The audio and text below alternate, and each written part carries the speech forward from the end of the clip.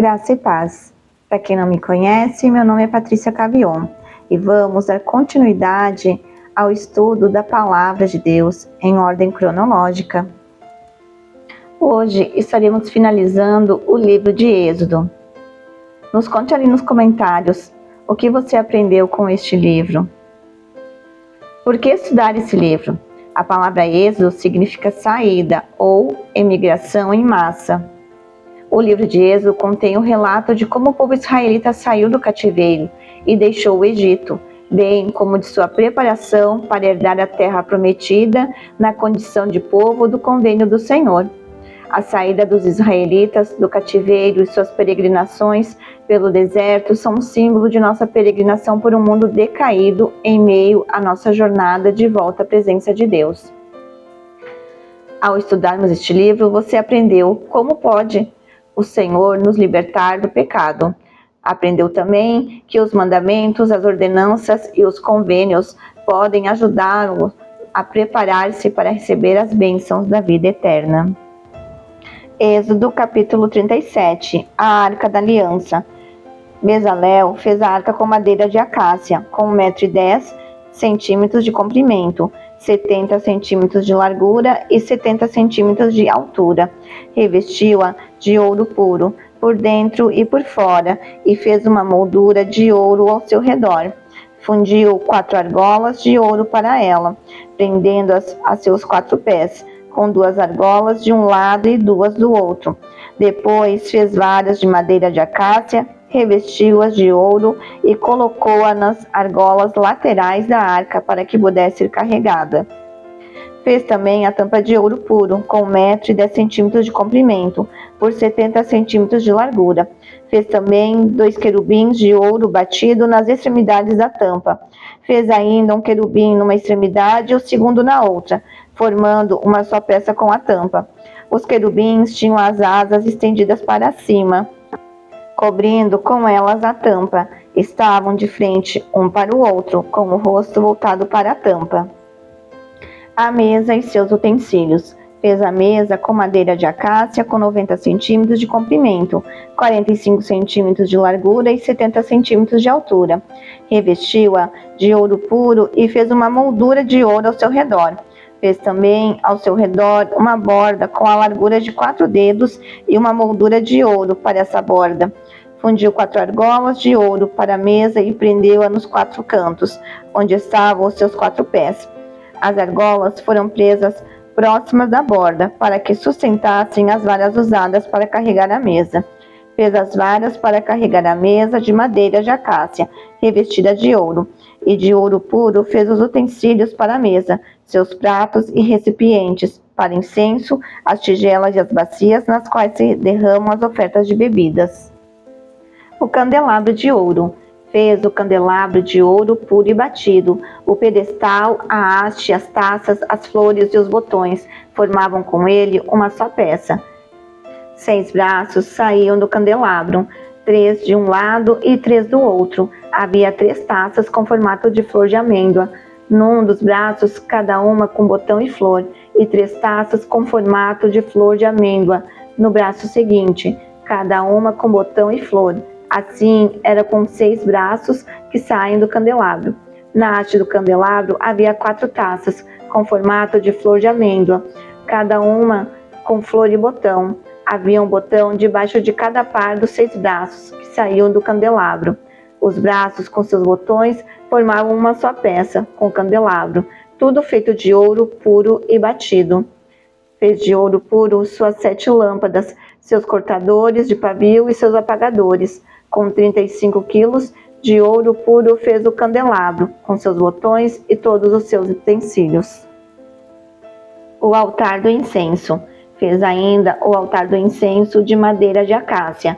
Era quadrado, com 45 centímetros de cada lado e 90 centímetros de altura. Suas pontas formavam com ele uma só peça.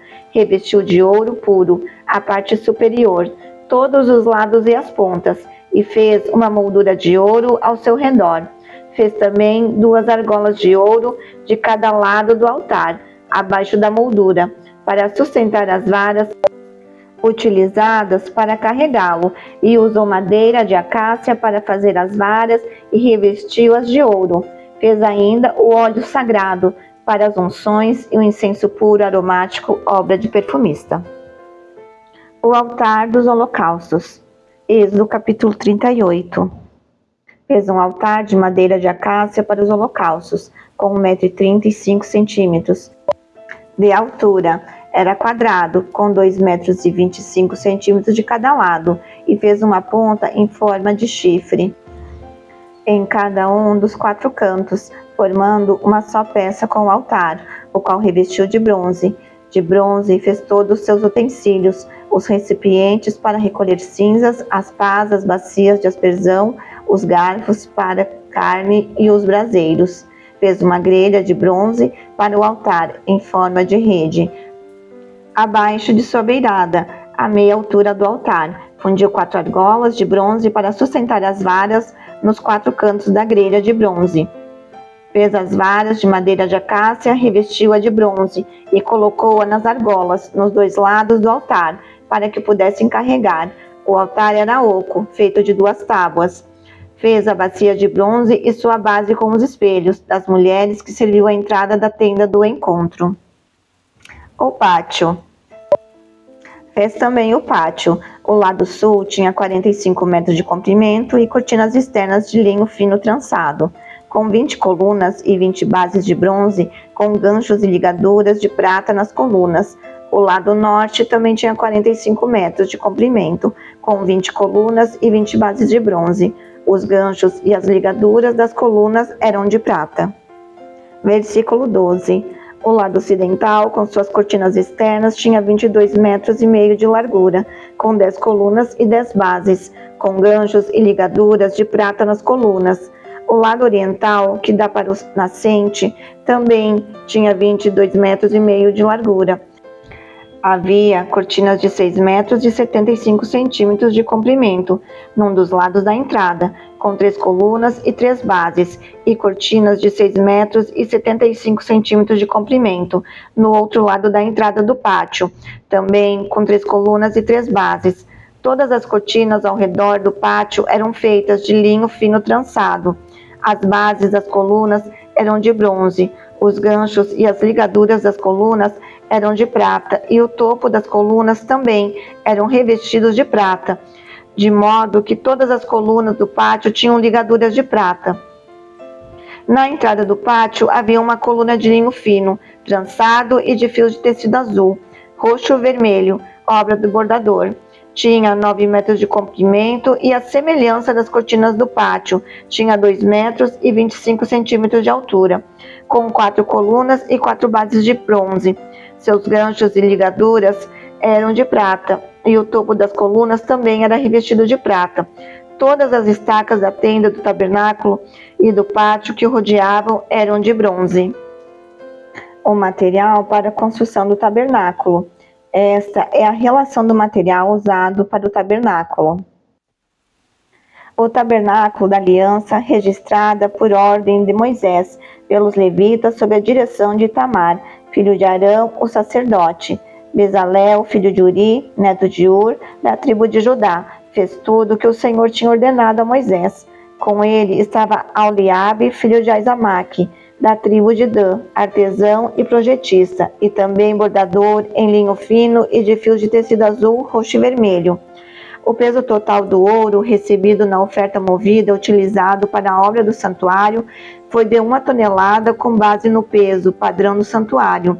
O peso da prata recebida dos que foram contados do recenseamento da comunidade foi superior a 3,5 toneladas, com base no peso padrão do santuário, 6 gramas para cada um dos recenseados, isto é, para 603.550 homens de 20 anos de idade para cima.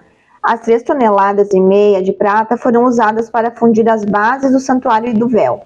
100 bases feitas às 3,5 toneladas, 35 quilos para cada base, 20 quilos e 300 gramas foram usados para fazer os ganchos, para as colunas, para revestir a parte superior das colunas e para fazer as suas ligaduras. O peso do bronze da oferta movida foi de 2,5 toneladas, Ele o utilizou para fazer as bases da entrada da tenda do encontro, o altar de bronze, a sua grelha e todos os seus utensílios, as bases do pátio ao redor e da sua entrada e todas as estacas do tabernáculo e do pátio em derredor. As vestes sacerdotais. Êxodo capítulo 39. Com fios de tecido azul, roxo e vermelho. Fizeram as vestes litúrgicas para ministrar no lugar santo. Também fizeram as vestes sagradas de Arão, como o Senhor tinha ordenado a Moisés. O colete sacerdotal. Fizeram o colete sacerdotal de linho fino, trançado e de fios de ouro e de fio de tecido azul, roxo e vermelho, e bateram o ouro em finas placas, das quais cortaram fios de ouro para serem bordados no linho fino, com os fios de tecido azul, roxo e vermelho, trabalho artesanal. Fizeram as ombreiras para o colete sacerdotal, atadas às suas duas extremidades, para que pudessem ser amarradas. O cinturão e o colete, por ele preso, foram feitos da mesma peça. O cinturão também foi feito de linho fino, trançado, de fios de ouro e de fios de tecido azul, roxo e vermelho, como o Senhor tinha ordenado a Moisés. Prenderam as pedras de ônix em filigramas de ouro e nelas gravaram os nomes dos filhos de Israel, como o lapidador grava um selo. Então as costuraram nas ombreiras do colete sacerdotal, como pedras memoriais para os filhos de Israel, como o Senhor tinha ordenado a Moisés.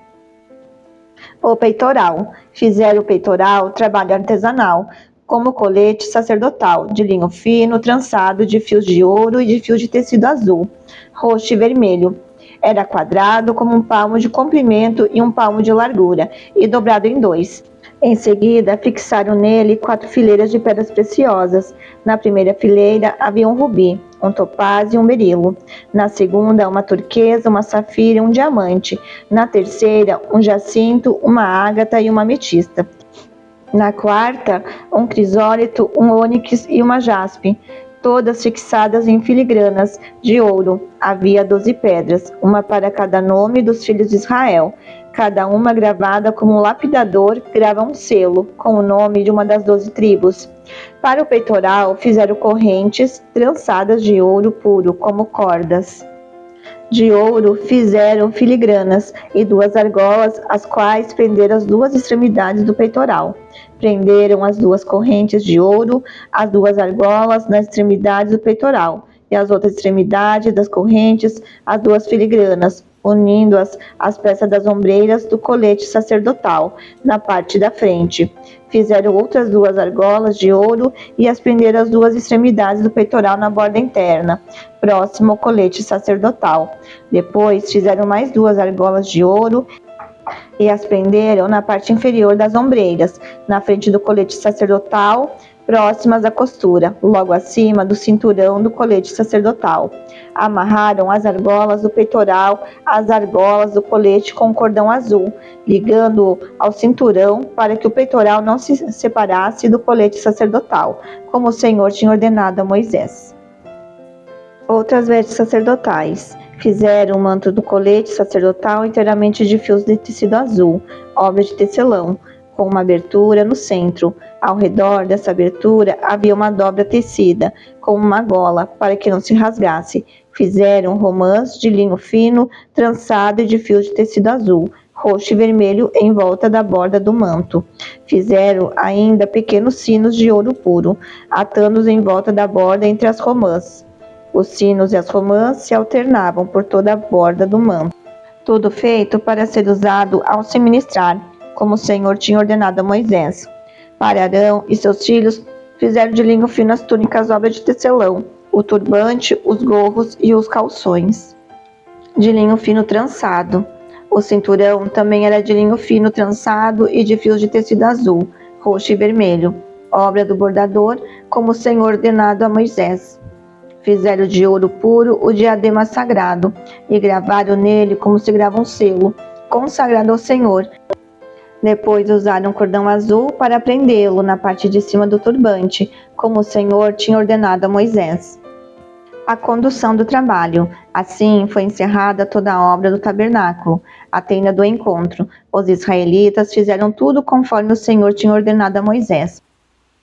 Então trouxeram o tabernáculo a Moisés, a tenda e todos os seus utensílios, os ganchos, as molduras, os travessões, as colunas e as bases, a cobertura de pele de carneiro tingida de vermelho, a cobertura de couro e o véu protetor, a arca da aliança com as suas varas e a tampa, a mesa com todos os utensílios e os pães da presença, o candelabro de ouro puro com a sua fileira de lâmpadas e todos os seus utensílios, e o óleo para iluminação, o altar de ouro, o óleo da unção, o incenso aromático e a cortina de entrada para a tenda, o altar de bronze com a sua grelha, as suas varas e todos os seus utensílios, a bacia e a sua base, as cortinas externas do pátio com as suas colunas e bases, e a cortina para a entrada do pátio, as cordas e as estacas da tenda do pátio, todos os utensílios para o tabernáculo, a tenda do encontro, e as vestes litúrgicas para ministrar no lugar santo,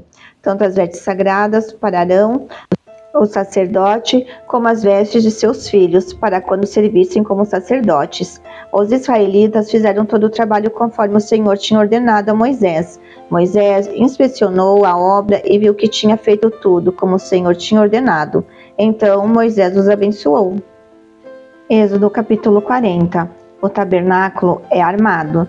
Disse o Senhor a Moisés: arme o tabernáculo, a tenda do encontro, no primeiro dia do primeiro mês. Coloque nele a arca da aliança e proteja-a com o véu. Traga a mesa e arrume sobre ela tudo o que lhe pertence. Depois traga o candelabro e coloque as suas lâmpadas. Ponha o altar de ouro para o incenso diante da arca da aliança e coloque a cortina à entrada do tabernáculo. Versículo 6. Coloque o altar dos holocaustos em frente da entrada do tabernáculo, da tenda do encontro. Ponha a bacia entre a tenda do encontro e o altar, e encha de água. Arme ao seu redor o pátio e coloque a cortina na entrada do pátio. Unja com óleo da unção o tabernáculo e tudo o que há nele. Consagre-o com ele tudo o que lhe pertence, e ele será sagrado. Depois, unja o altar dos holocaustos e todos os seus utensílios. Consagre o altar, e ele será santíssimo. Unja também a bacia com a sua base e consagre-a. Traga Arão e seus filhos à entrada da tenda do encontro, e mande-o lavar-se. Vista depois Arão com as vestes sagradas, unja-o e consagre-o, para que me sirva como sacerdote. Traga os filhos dele e vista-os com túnicas, unja-os como você ungiu o pai deles, para que me sirvam como sacerdotes. A unção deles será para um sacerdócio perpétuo, geração após geração. Moisés fez tudo conforme o Senhor lhe havia ordenado. Assim, o tabernáculo foi armado no primeiro dia do primeiro mês do segundo ano. Moisés armou o tabernáculo, colocou as bases em seus lugares, armou as molduras, colocou as vigas e levantou as colunas. Depois, estendeu a tenda sobre o tabernáculo e colocou a cobertura sobre ela, como o Senhor tinha ordenado. Colocou também as tábuas da aliança na arca, fixou neles as varas e pôs sobre ele a tampa. Em seguida, trouxe a arca para dentro do tabernáculo e pendurou o véu protetor, cobrindo a arca da aliança, como o Senhor tinha ordenado. Moisés colocou a mesa na tenda do encontro, no lado norte do tabernáculo, do lado de fora do véu, e sobre ela colocou os pães da presença, diante do Senhor, como o Senhor tinha ordenado. Pôs o candelabro na tenda do encontro, em frente da mesa, no lado sul do tabernáculo, e colocou as lâmpadas diante do Senhor, como o Senhor tinha ordenado. Moisés também pôs o altar de ouro na tenda do encontro diante do véu, e nele queimou incenso aromático, como o Senhor tinha ordenado. Pôs também a cortina à entrada do tabernáculo. Montou o altar de holocausto à entrada do tabernáculo, a tenda do encontro, e sobre ele ofereceu holocaustos e oferta de cereal, como o Senhor tinha ordenado. Colocou a bacia entre a tenda do encontro e o altar, e encheu-a de água. Moisés, Arão e os filhos deste usavam para lavar as mãos e os pés, sempre que entravam na tenda do encontro e se aproximavam do altar. Eles se lavavam, como o Senhor tinha ordenado. Finalmente, Moisés armou o pátio ao redor do tabernáculo e colocou a cortina à entrada do pátio. Assim, Moisés terminou a obra. A glória do Senhor, o guia de Israel.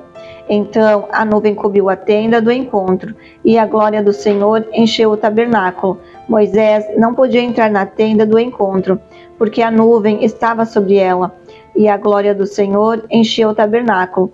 Sempre que a nuvem se erguia sobre o tabernáculo, os israelitas seguiam viagem. Mas, se a nuvem não se erguia, eles não prosseguiam, só partiam no dia em que ela se erguia. De dia a nuvem do Senhor ficava sobre o tabernáculo, e de noite havia fogo na nuvem, à vista de toda a nação de Israel, em todas as suas viagens. Estudo de hoje, Êxodo, capítulo 40, verso 38. Na abertura de Êxodo, os israelitas eram escravos fazendo tijolos sem palha. Êxodo 5, verso 7. Agora eles estavam seguindo a manifestação da presença de Deus, a coluna de nuvem e a coluna de fogo, levando o tabernáculo que tinham construído para Deus. Êxodo começa na escuridão e termina em glória. No entremeio havia muitas dificuldades. Os israelitas vagaram pelo deserto e aprenderam sobre a obediência e a depender de Deus para prover suas necessidades. A vida cristã tem muitos desses contornos. Começamos como escravos do pecado, somos resgatados por Deus e finalizamos nossa vida de peregrinação, vivendo para sempre com Ele. Mas hoje encontramos-nos em algum lugar entre a melancolia e a glória. Alguns dias são longos e desanimadores, outros são claros e cheios de propósitos. Em cada dia, Deus está ensinando-nos a obediência e a perseverança. Em todos os nossos dias, o Senhor instrui-nos a depender dele para as coisas de que precisamos, e no final veremos que, por meio da confiança e obediência, Deus atraiu-nos para perto dele. Finalizamos então o livro de Êxodo. Deus abençoe e até a próxima. Audiobook Surpreendidos pelo Reino.